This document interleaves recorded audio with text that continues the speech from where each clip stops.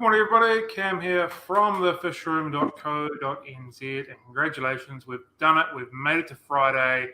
Let's all be really happy with ourselves and celebrate with coffee. Happy days. That's a good coffee. All right, so what have I got for you? No book today because we've got a very special guest coming on today. So I'm not going to talk about the stuff we normally talk about. We're just going to get straight into our interview. So I'd like everybody to please welcome Ebi from Aotearoa Lakes. Let me push some buttons. Here we go. Hello, everyone. How's it going? Cool. Thank you very much for joining us today. We much appreciate your time. Cool. Anybody who is watching, if you have any questions for us while we're going, please feel free to ask them, and we'll try and get as much answered as we can. We're obviously also joined by John here as well. So good morning, Brian, and good morning, Gary. I hope you guys are both going well. So my first question for you is, tell us a little bit about Aotearoa Lakes. Cool. We're a bit of an odd setup. We didn't really start off as a formal thing. Really, it ended up being a natural progression of sorts. So it started off as a hobby. I was the Lakes water quality scientist for the Auckland Council for a while, and I also dive a lot. And Lake Pupuki was down the road from where I was living at the time, and we'd spend a lot of time just diving in there and noticing there was in water issues, like there were ecological issues and there were biodiversity issues that we were seeing that weren't being reflected in the water quality analysis. So the water quality trends had been relatively stable, and we were just tracking standard physiochemical properties like total nitrogen, total phosphorus, chlorophyll A, that sort of stuff. And that was painting a fairly stable picture, but what we were seeing below the water was quite a bit more. So decided between myself and some of my mates that dive, we do some more investigative monitoring, specifically subsurface monitoring. And that grew, and we started getting more people helping out. And that project went on for 2 years. So that went pretty much from 2017 to 2019. And it was a behemoth of a project. Like as the ball got rolling, we just started doing more and more work. And by the time that project came to an end, we realized that we could probably roll the same concept out wider. And then that's when Madison and Louise joined in, and then the three of us founded Aotearoa Lakes. And we're basically an environmental consultancy that operates for free, essentially. So we're a group of volunteer scientists. So all of us have full-time jobs. We all work as consultants or scientists for local government and that sort of thing. And we donate our time and services to lakes research programs for free. And we often help out fill knowledge gaps for regional councils, community groups. We help a lot of iwi who have been returned land as part of treaty settlements, and they've been given these big catchments with hundreds of kilometers of rivers and lakes in them in reasonably poor condition. So we help do catchment management plans, restorative work, long-term management plans, lake health assessments, and that sort of stuff. And we do some educational stuff on the side as well. Fantastic. Sounds like you've got quite a big, broad spectrum of things that you do, which is really cool. Excellent. So you kind of touched on a little bit of stuff into my next question, but we'll roll with that anyway because it's still slightly different again. So basically, why did you form, and what are you wanting to achieve from the work that you were doing? Cool.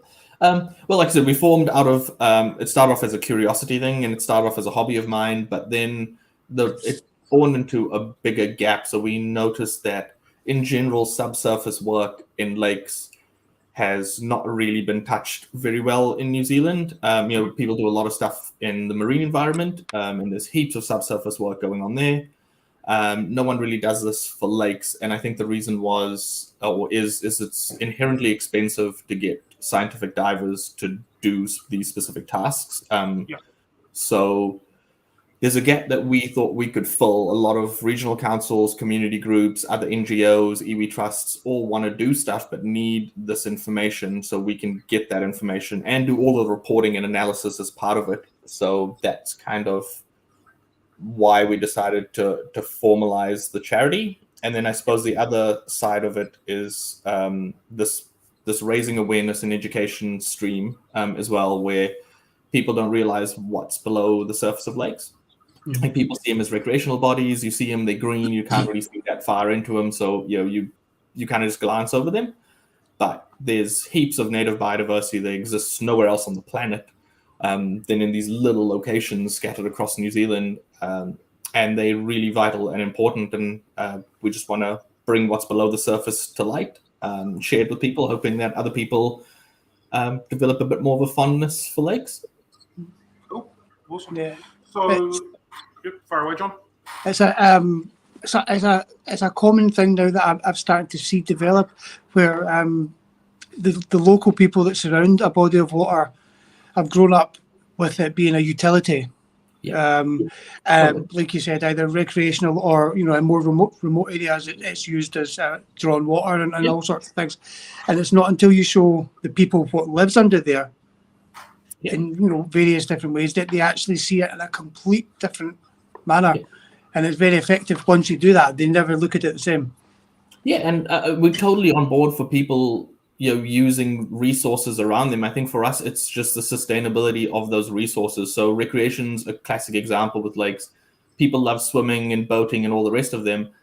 But once lakes pass a specific condition, you start having issues that affect your recreational use. You get toxic algal blooms, the water clarity goes down. You get a variety of issues that kind of make it less of a nice spot to be in. And same with the drinking water setup, right? Like you can take water from there in a sustainable fashion, but again, if the water quality drops, all of a sudden that water is not potable anymore. It's not suitable for stock watering, and you end up with these issues that, through improper use or management, you've now lost all of those utilities completely, and they're really hard to reverse. So I think just bringing that to light and the value of lakes to light will hopefully help people manage and see lakes differently so they can continue to get that resource as well for future generations. Definitely. Well done. So what's your vision for the organisation, and fast forward 10 years time, where do you want to be? What do you want to be achieving? What do you want to be doing, I suppose? Yes, it's a difficult question because all of us work full time, so we can't really throw as much time into the organization as we'd like. We do all of this after hours and on the weekend, so it does become a juggling act. Like we've got so many ideas and we want to cover the whole country and do all of these things. And we've got a long list of projects across New Zealand that we basically have a project pipeline. And as and when we get capacity, we knock them off. So ideally, we'd like to have more projects set up nationally. With our limited capacity, we know that's not achievable. So what we're trying to do is work with other groups in different regions to get them sorted and trained and set up to do some of the monitoring in their local water bodies. And then they can just send us the data. We can do analysis and reporting and send it back to them. But the bulk of the work's still done by those groups. So one of the things we're trying to do, and we're kind of working with a few dive schools currently around New Zealand, is targeting dive schools that use lakes for a lot of their dive training.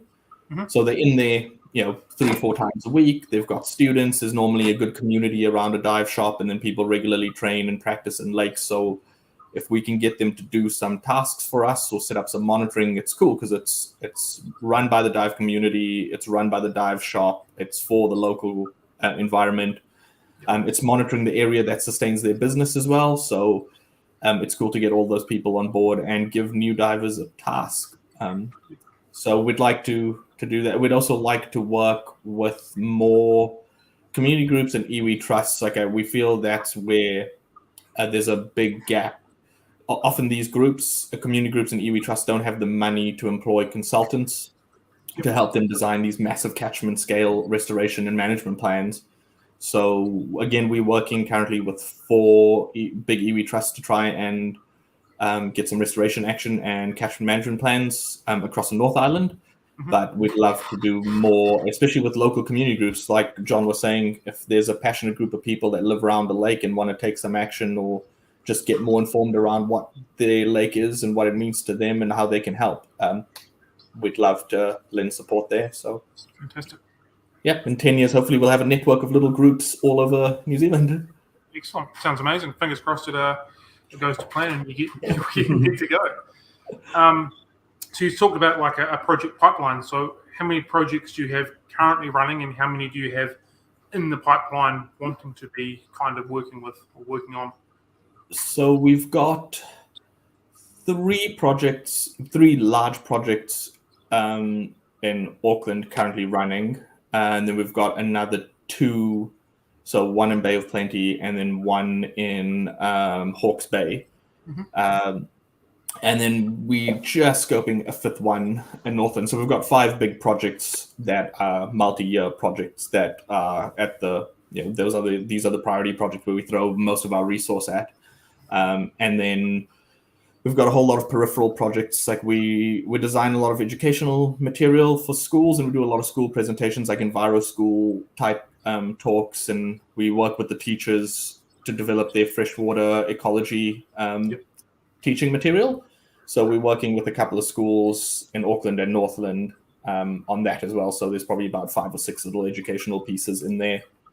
And then we also do a lot of providing resources and advice for community care groups, like the Lake Pupuki Songbird group is another conservation group that we work quite closely with and help them out with stuff. So there's probably about 4 or 5 of those as well. Around the 5 big core science heavy projects. So you've got quite a bit of action going on at the moment then. Yeah. So I'm going to put you on the spot right now. Can you please tell me one really interesting fact about one of the projects that you have discovered or that you didn't think was going to happen or thought was going to happen and then you worked it out, or something along those lines? Anything you absolutely want?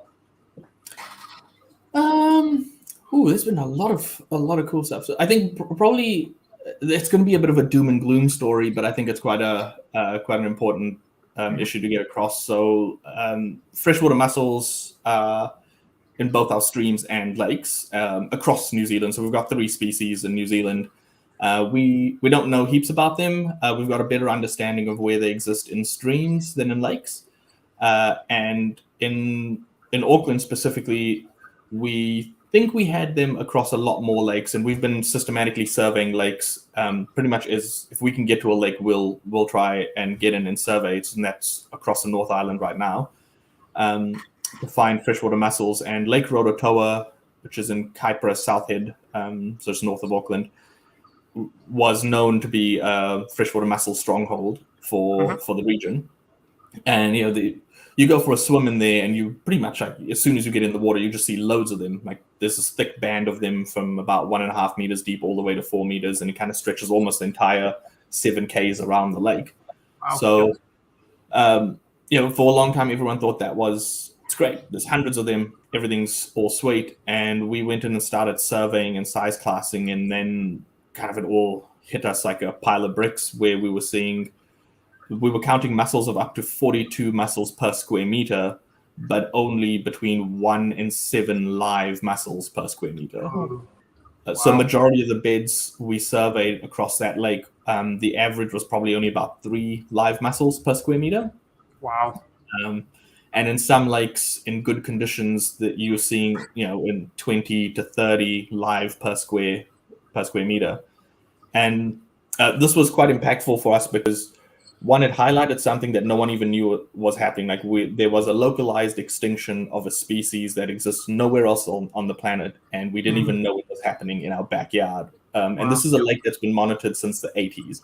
So, people have been going there monthly for decades, and no one's noticed that we've had this collapse of a keystone species. And people, I don't think, realize the value of them. Like they can filter up to about they can filter up to 1.5 liters of water per individual per hour.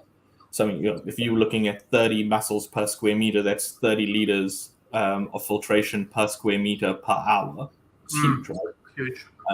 So the loss of those species in that lake could very well be part of the reasons why we're seeing declines in water clarity and general water quality, but people were not attributing those effects to the loss of that species. So I think bringing that to light was great.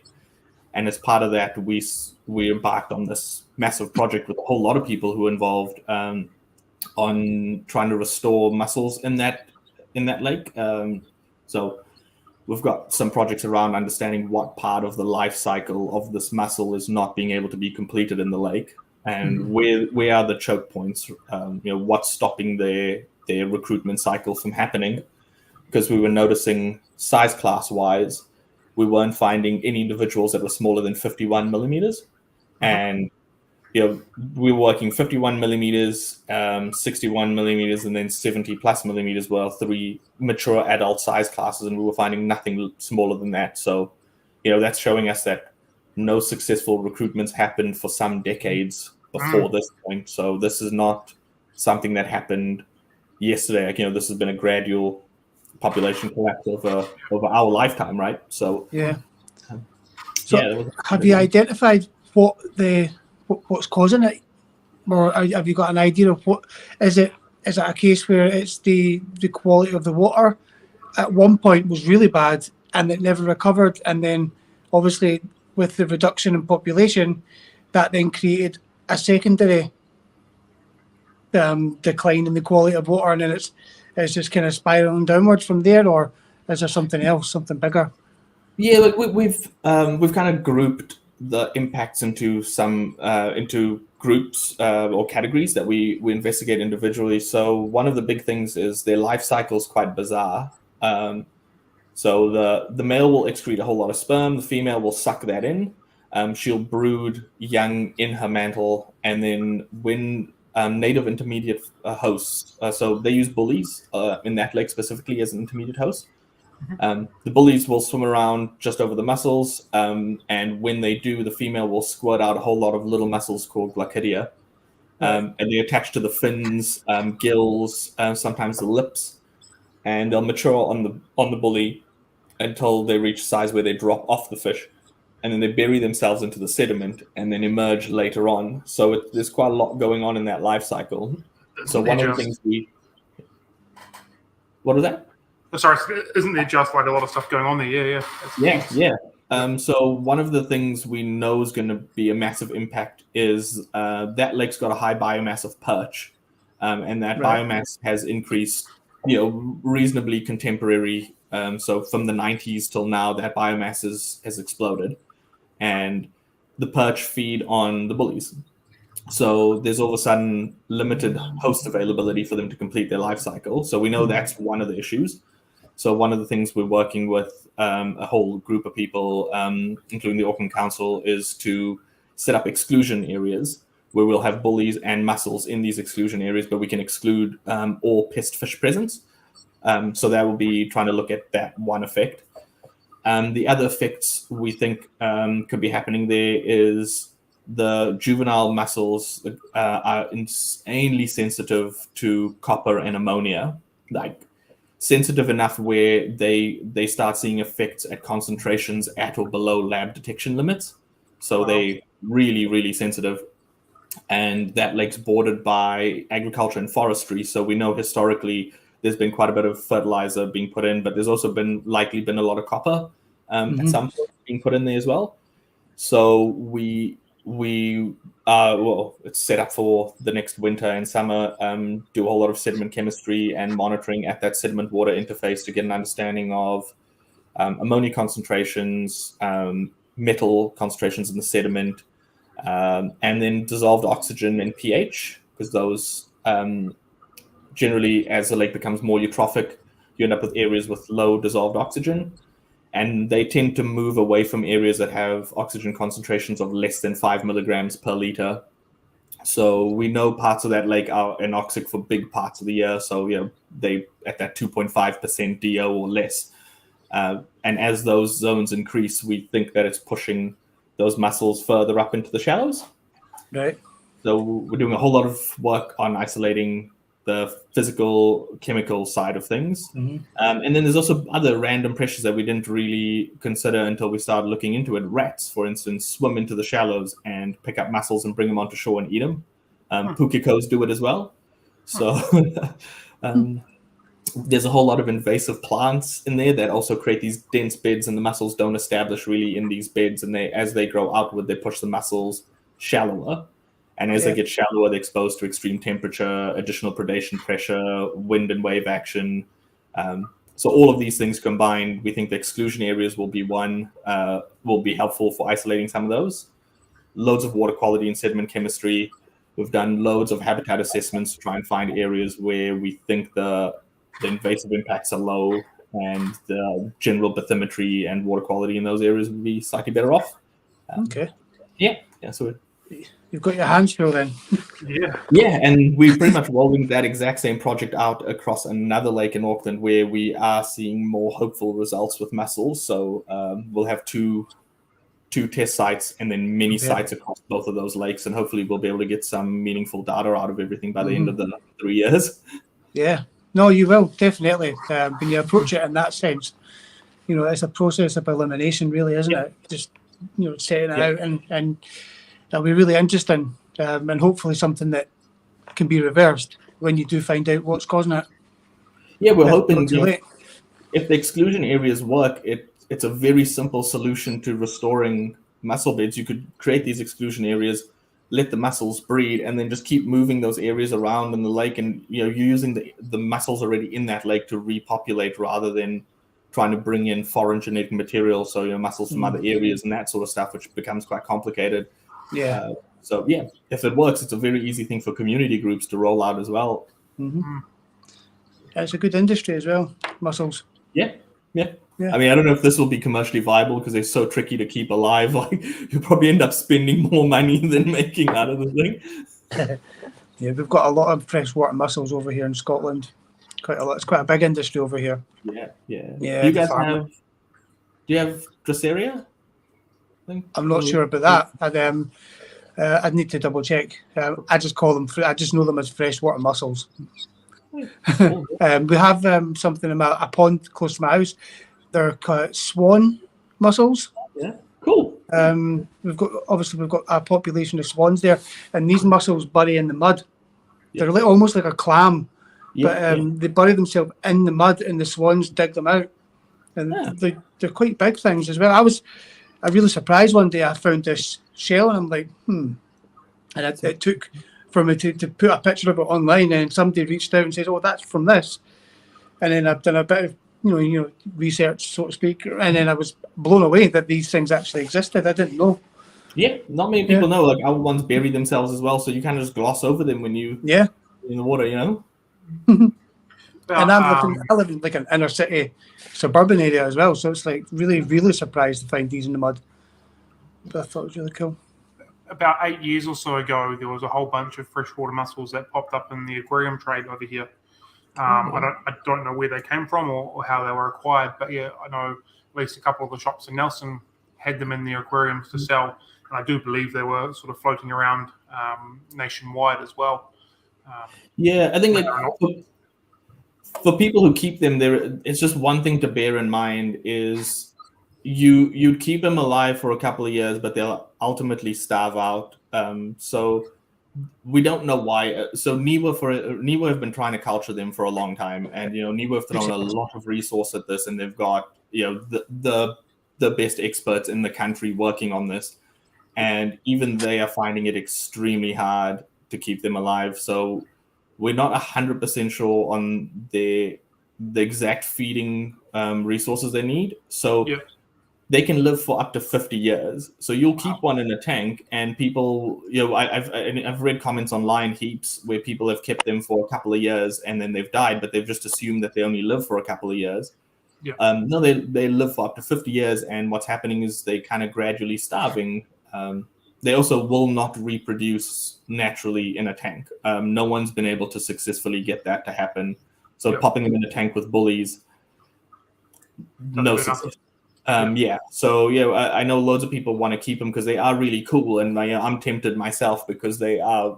I find them quite interesting, especially if you've got other native fish in the tank as well. Like, you can see that whole interaction happen. It's very cool, but I would advise, if you can, not keep them. That would be better for the species. I'd say if NIWA can't keep them alive for long periods of time, then what's the average hobbyist chance of doing it as well? Yeah, and they tried everything from using, or they still are trying, and their intentions are to try and develop an aquaculture method so they can reseed natural systems. So we know we're losing these species, and the loss of them in lakes particularly is kind of a national problem. There are very few lakes in New Zealand where people haven't gone in and found some signs of population decline. Yeah. Fingers crossed. And we're making good headway, but I think they're still a little bit. They're way away from being able to commercially send buckets of the stuff to people. Yeah, right. So again, slightly back off topic from the mussels a little bit, but still on topic. Where's your passion to preserve the lakes sort of come from? Because you sound very, very passionate about the work that you were doing. So where is that sort of formed and come from? I think it was. So I grew up in South Africa originally, and from Johannesburg, which is completely landlocked. I think we like 8 or 10 hours away from the nearest coastline. So I've always wanted to dive and started diving since I was 12. So, being a diver in a landlocked area, your next best bet was quarries and dams and lakes and that sort of stuff. So did a lot of diving in those environments. And then as I went through university, did a lot on freshwater. And then for my honors and masters, a lot of my project work was based around a large dam that had multiple purposes. So it was used for drinking water as a drinking water reservoir, but it also supplied a lot of the community around there with food. And it was a huge recreational spot as well.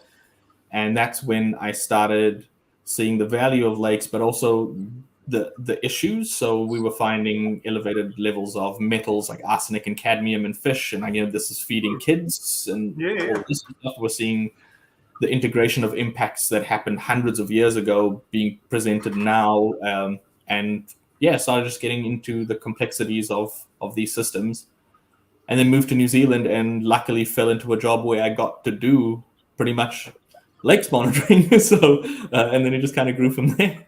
Cool. So how is your organization funded? Like you said, basically you're self-funded. So what does that actually mean? It means we actively lose money on every project.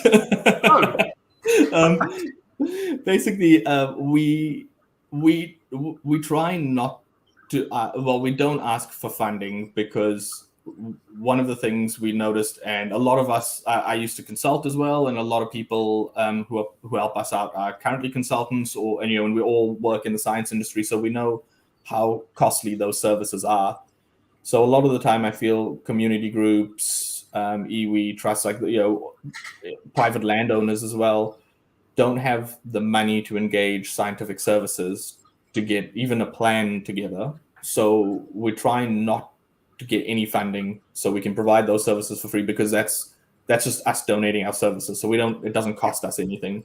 The reporting, analysis, none of that stuff costs us. So that's cool. Where we are running into some problems is travel.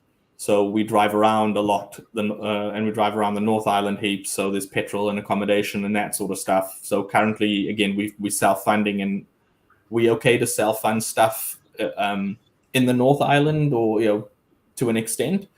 But I feel maybe in the future we will start needing to look for funding just to try and help with fuel and accommodation costs. But all of our dive team is self-funded as well. So everyone uses their own gear. We all pay for our own stuff. It's a donating of services rather than funds. So no funding source really.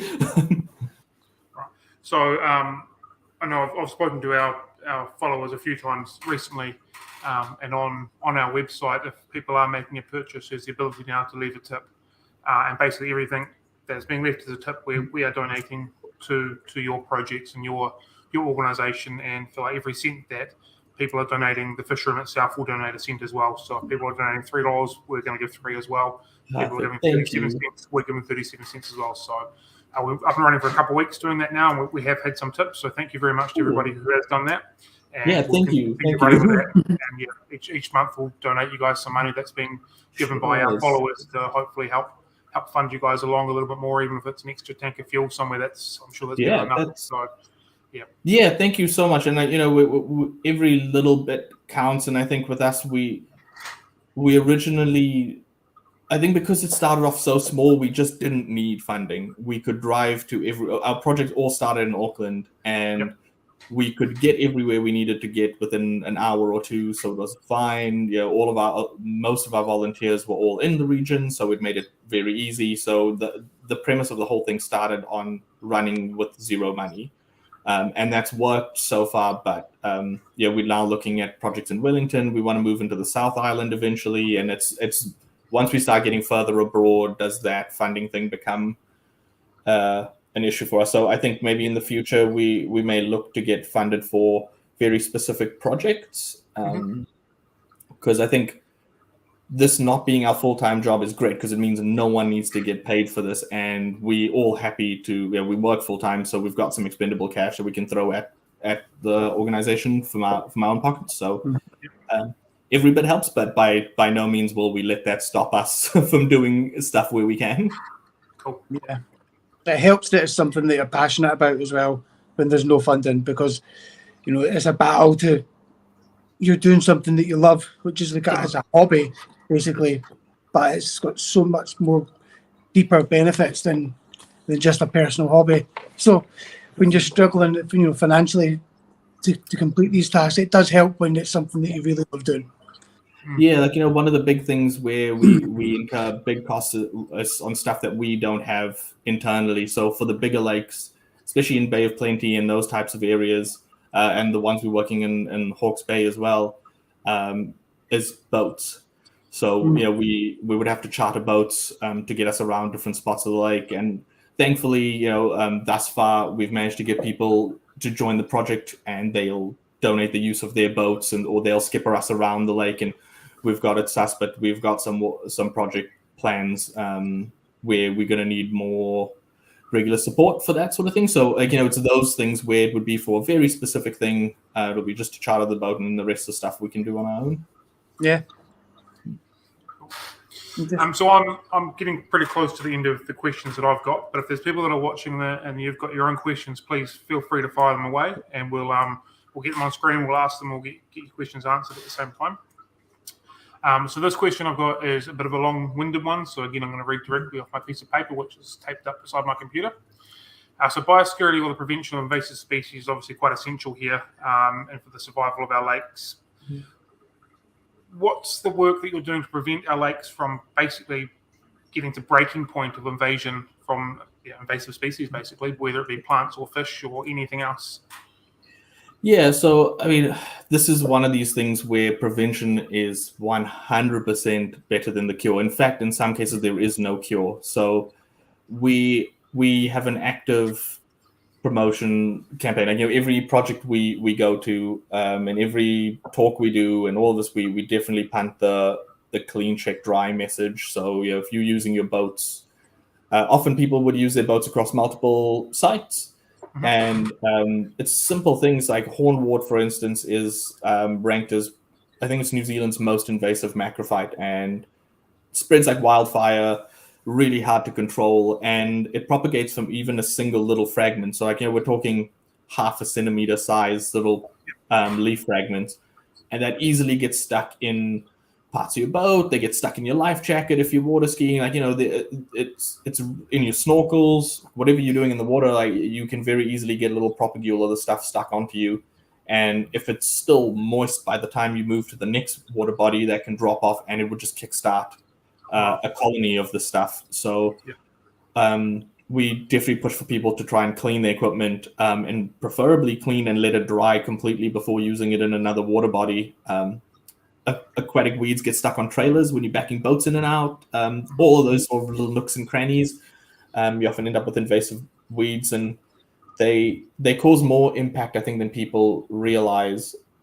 So New Zealand native macrophytes, or native submerged plants, fit into two groups. There's these low growing charophytes, and there's a whole variety of them. And they form these dense carpets that are quite low to the ground. And then we've got a couple of stem plants. We've got a couple of pondweed species that we have as well. But largely, we don't have any mid-story plants. We don't have these huge, tall things like eelgrass and like the other Vallisneria species where, you get these 6 meter high stands of plant. So we get these invasive weeds that come in, and they exploit these conditions. They basically grow they grow way faster than our native species, and we don't have a lot of big herbivorous fish, so there's no grazing pressure either. So they just grow unbridled. So you end up with these massive beds, really thick beds of plants. And often, because these plants aren't from New Zealand, they follow very different seasonal variations. So they seasonally die off quite often. So oxygen weed is one of these things where they'll grow these massive beds and then they'll die back. But all of that dead organic material now sits in the water. That decomposes, it strips the oxygen out. Once it strips the oxygen out, it changes the chemistry of the water above the sediment and the sediment itself. And that causes more nutrients from the sediment to shoot back up into the water. So you get the self-perpetuating cycle of decline. And the trigger for all of that was a simple plant that took hold and now has covered the lake. So plants, huge one. Fish species, another big one, and this is a trickier issue for us to deal with because a lot of these invasive species are also considered recreational sports fish in different parts of the country. So coarse fish is a good example where in Auckland, for instance, we've got the regional pest management plan that says that these are unwanted species, but they're also managed as a sports fish through Fish and Game. Yep. So a little bit more of a complicated area to tread, but some of the impacts, again, are huge. So perch, for instance, are gape limited. So they'll eat anything that fits in their mouth from the time they fry all the way to their adults. So when they're young, they're feeding on all the zooplankton. So if there's no zooplankton, all of a sudden there's more phytoplankton and you get algal blooms. Then when they get older, they start feeding on bullies and all of our native species, which again control a lot of that detritus coming into the lake. So then, once they're adults, they start self-predating back on themselves, but then will eat everything else in the lake. So you end up having one species of fish that's the dominant predator across the entire trophic chain. And that if it essentially causes a collapse in ecosystem function once these fish reach a really high biomass, and you can't. Well, to date, no one's been able to successfully eradicate perch in large numbers from the lake in New Zealand. Once they're there, it's notoriously difficult. And one of our projects is working on developing methods for surveying invasive species, but also invasive species control. So we've got a couple of sites up in Auckland where we're working with the Auckland Council and NIWA and a few others on trying to get those tools, management tools, to try and help with controlling the biomass of some of these pest species. We also do biosecurity surveys at every single lake we go to. So that just gives, again, a better understanding of how widespread some of these invasive species are. And over time, we're seeing specific effects and presence of specific species. And, over time, you can start picking up correlations between an assemblage of these invasive species is having this corresponding effect on lake health or water quality, and it just provides everyone with a bit of context as to why these species are not great for our native ecosystems. Yeah, it's a tricky one. And I think the question I'm going to ask you might stump you a little bit, and you might also have something in your head already. But what's the answer to it all? How do we stop it, or how to prevent it? From a pragmatic perspective, I think we have to accept until technologies progress and we get further methods, there is no way we're going to be able to eradicate some of these species from the waterways they're already in. Mm-hmm. So for me, I would say there's two streams here that go parallel. There's the one stream that is focused heavily on awareness and education and prevention of introducing pest species into new waterways, and use the current ones as an example as to why you don't want to do that. Like, this lake or this stream had these species and it's completely buggered now. You don't want that, so let's not put them into anywhere new.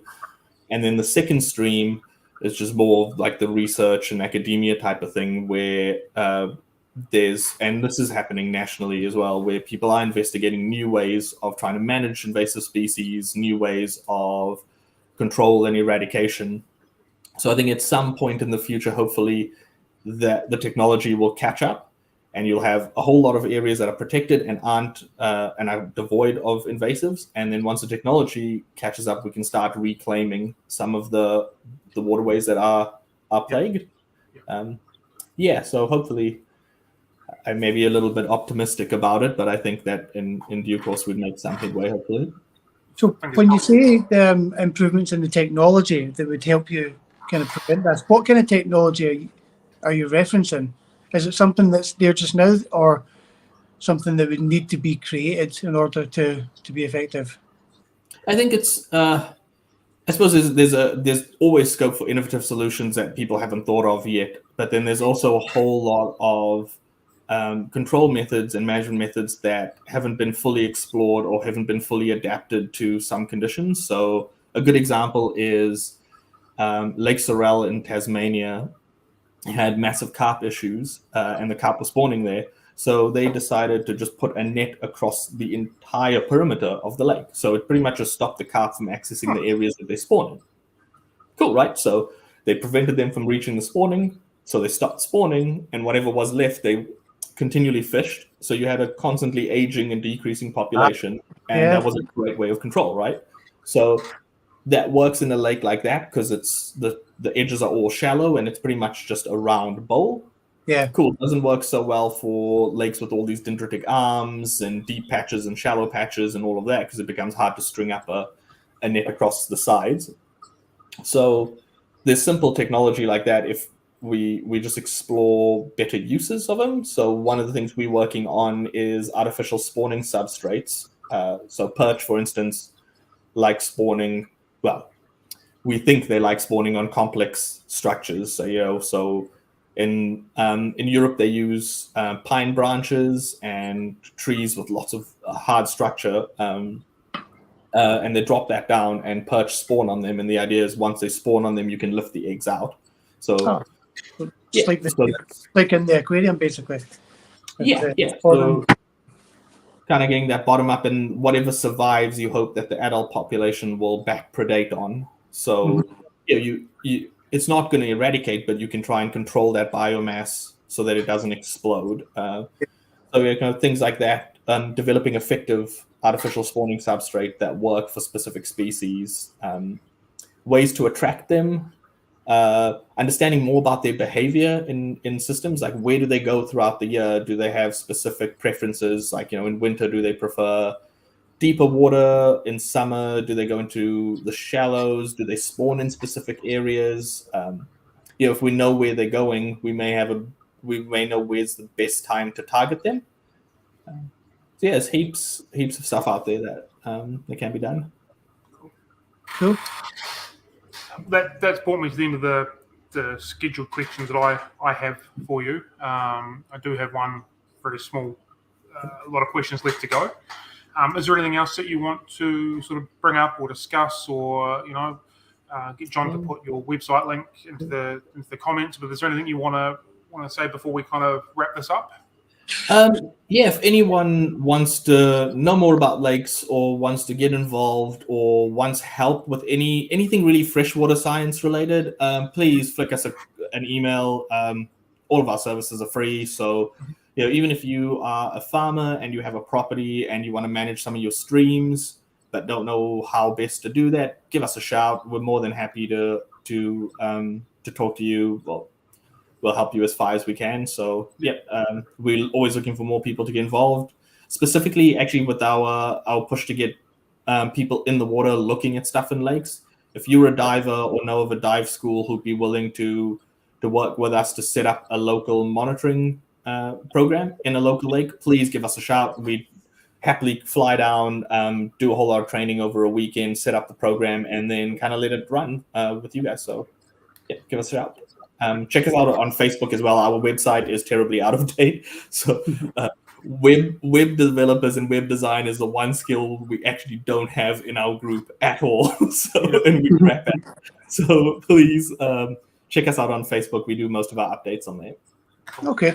Well, I'll drop a link to that in the comments. I've just shared the website, but I'll grab your Facebook and I'll do that as well. Perfect. Thank you so much. Okay. No worries. All right. So that brings us to the end of what I have.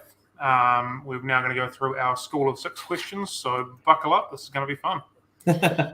All right. So, first question: do you prefer cats or dogs? Dogs.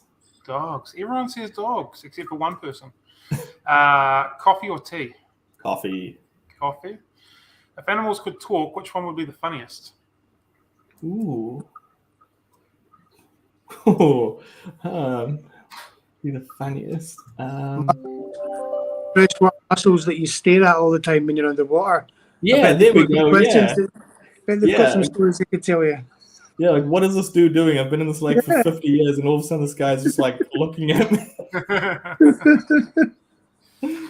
Are we alone in the universe? No, I feel like it would be narcissistic to think that we would be the only form of life, right? What is your unicorn lake to dive in?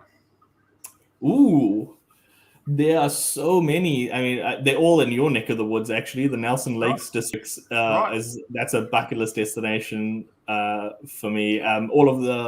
There's a lot of alpine lakes in Canterbury that I'd be really keen to, and just the lower South Island as well. Some of those deeper glacial lakes would be epic to dive in. But internationally, in terms of lakes, again, Iceland, all of their glacial lakes, epic. Lake Baikal in Russia, maybe not Russia right now, but at some point, Baikal would be a good one. Yeah, cool. Lake Tanganyika as well, would be a good one. Tanganyika's up there from Malawi. Yeah. And then last question is, what is your favorite lake of all time? Ooh. I have favorites for different reasons. Like Lake Pupuki is dear to my heart, not because it's a nice lake, not like by any stretch of the word. It's actually probably one of the nastiest places to dive, but I think it's just because it was the start of, it was the start of what we've come to today. So I think that one's quite cool. Favorite place in terms of just cool diving. There's a little lake called Lake Kofi on the Kaipara Peninsula, and it's pretty shallow. Max depth's only 5 meters, but it's got this really cool. Well, it's kind of bad, but it's got this sulfide layer that pops up over spring at the bottom. So when you drop down, it just looks like you in this thick fog with these Potamogeddon species coming out. So you see these pondweeds sticking out of this really dense meter-high fog that you kind of swimming through, and it's just a cool, eerie place to be. Like, it's got native forest catchment, so there's a whole lot of dead trees. So you see these really spooky branches covered in epiphytic algae in and amongst all of this fog. It's just a cool spot. That sounds very cool. Yeah. Oh, so that brings me to 6. We're done and dusted. So thank you very much again for your time. We really appreciate it. It was fantastic to find out more about what your organisation is doing and some of the lakes that are, essentially being kind of destroyed and what you're trying to do to stop that.